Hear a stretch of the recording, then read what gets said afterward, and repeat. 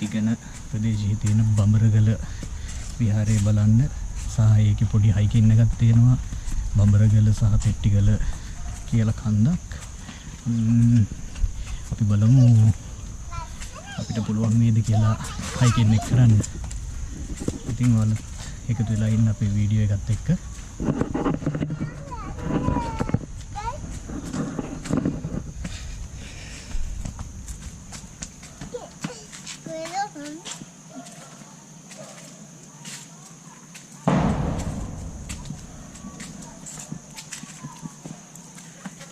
හරිම නිස්කලංක පරිසරයක් තියෙන්නේ.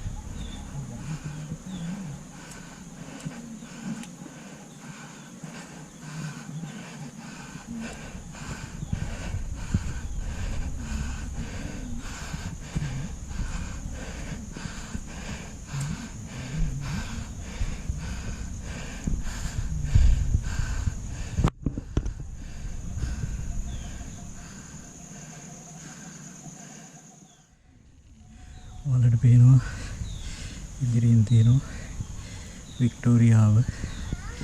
ඉතින් සුන්දරත්වය ගැන නම් කියන්න වචන නැති තරම් තාමත් ලස්සන පරිසරයක් තමයි තියෙන්නේ. ඉතින් අපි දැන් ආපහු අපේ ෂෝ දාගෙන යන්න පිටත් වෙනවා. කන්ද දිහාට මේ යන පාරෙන් තමයි යන්න තියෙන්නේ. මේ පැත්තට තියෙනවා පන්සලේම කොටසක්. සොමිතුත් ඉන්නවා මෙතන.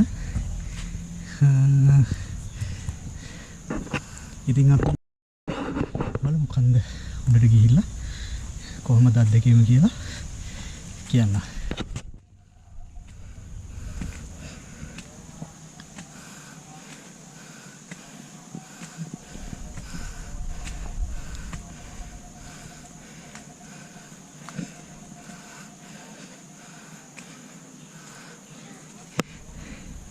ඉතින් මෙතන බෝඩ් එකක් තියෙනවා ඉන්ද්‍රසාල ගුහාව සිතුවම් ලෙන පෙට්ටිගල කියන දේවල් තමයි මම හිතන්නේ අපිට ඉදිරියට මුණ ගැහෙන තැන් ටික.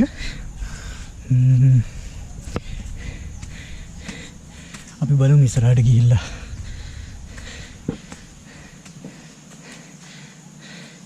අපේ ලීසා බබයි වයිෆුත් එනවා සමිතුත් එනවා.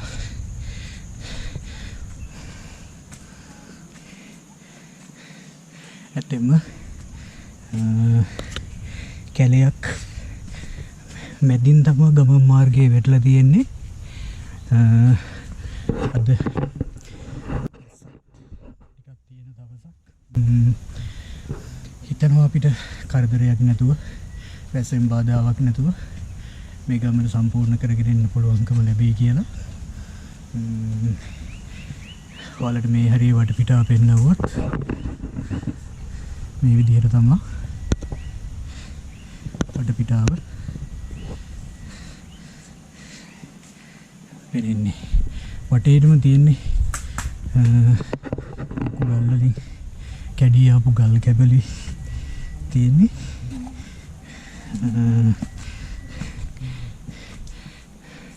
ඉතින් අපි ඉස්සරහට ගිහිල්ලා බලමු. අපේ ලීසා බබා නම් වඩාගෙන එන්න වෙලා තියෙන්නේ. සුමිතුත් ඉන්නවා.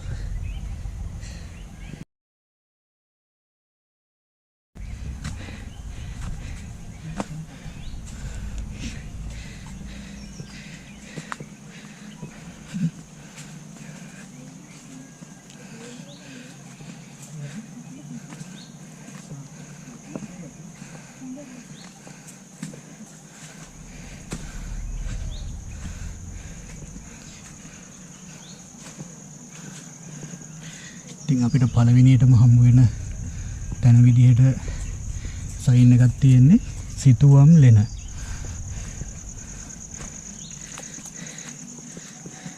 මේ කටු තියෙන්නේ නේ යේ.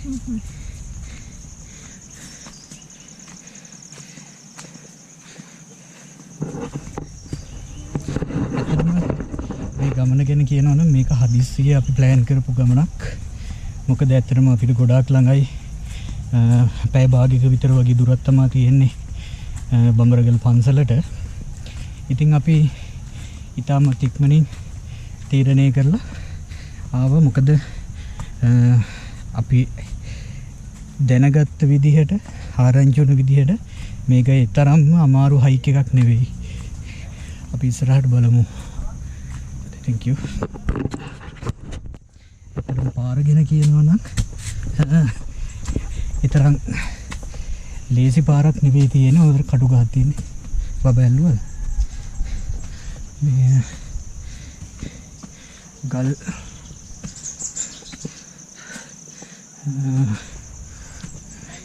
මැදින් තමයි ගමන යන්න තියෙන්නේ. ඉතින් මේ පැත්තට සයින් එකක් තියෙනවා ඉන්ද්‍රසාල ගුහාව ගැන. මේ පැත්තට පාරක් තියෙනවා. අපි බලමු මග සලකුණක්වත් අපිට පෙනේද කියලා හරි පාර තෝරා ගන්න.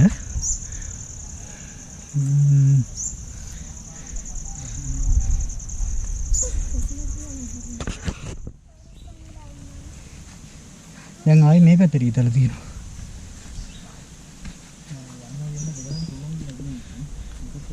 දෙපැත්තටම තියෙනවා.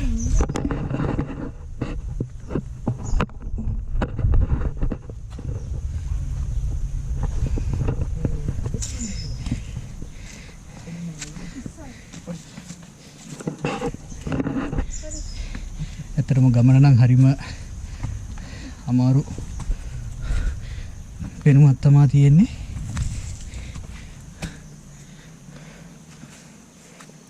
අපිට කරුවල වැටෙන්න කලින් හේගන්නත් ඕනේ.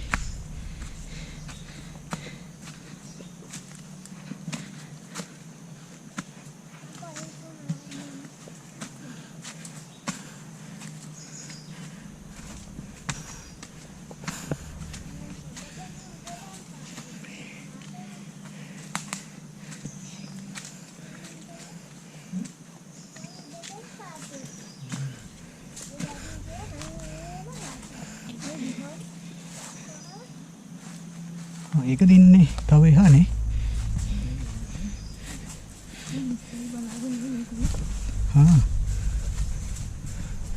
මටද කිව්වේ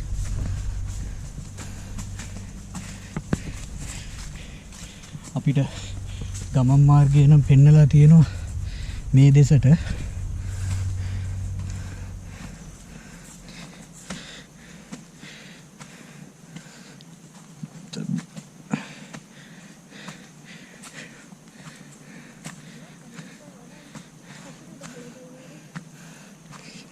ඇත්තටම දැන් ඔයාලා ඉන්නේ ඉන්ද්‍රසාල ගුහාව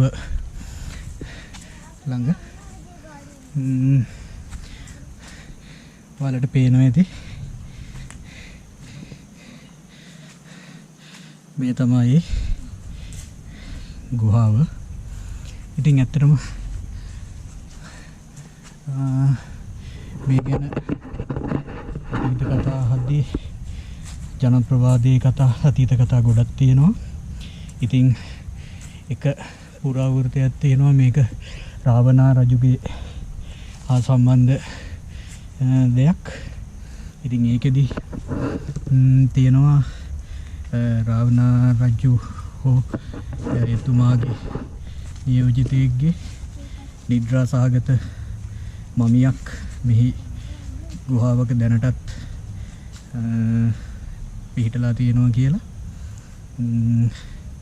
ඉතින් ඔය වගේ ජනප්‍රවාද කතා බොහොමයක් මේ සම්බන්ධව තියෙනවා. අපි ගිහිල්ලා බලමු උඩට. හරි පහසුයි ගමන නම් කැලේ මැදින් මේ තුරුවදුල යටින් තමයි අපිට ඇවිදගෙන යන්න තියෙන්නේ.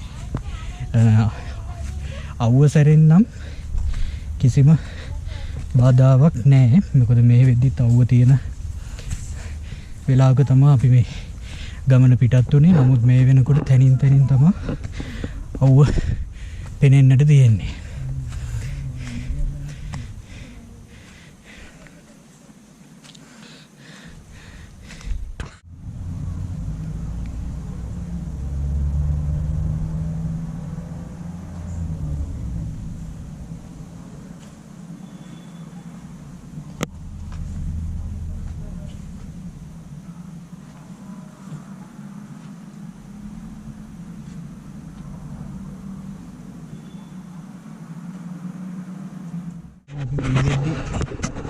මේ මෙතන තැන ඉන්නේ අපිට පාර හොයා ගැනීමේ ගැටලුවකට මුහුණ දීලා තියෙනවා.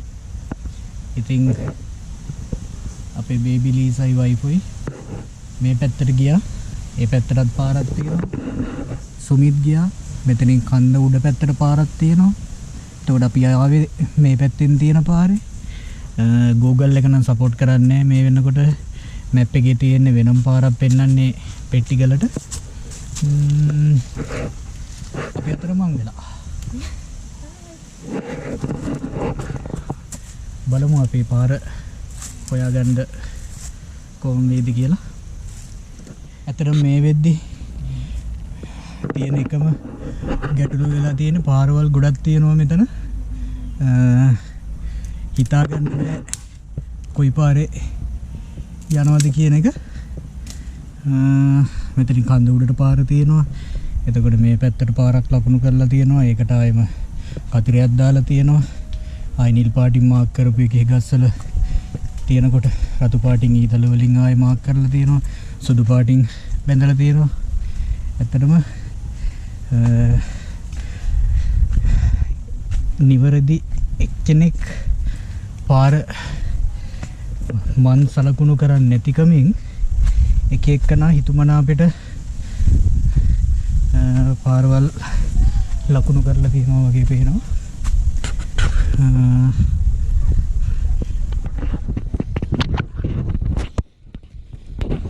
ගමනදී නොසිතු අකර තැබ්බකට මුහුණ දෙන්න උනා. හිතපු නැති විදිහට පපුව තද ගතියක් ඇවිල්ලා කලන්ති වගේ එන්න ගියා. ඉතින් ගල්තලාවේ නතර වුණා පොඩ්ඩක්. සුමිත් ගියා බල්ලෙන් නම් සමහර විට මට මෙතනින් එහාට යන්න බැරි වෙයි.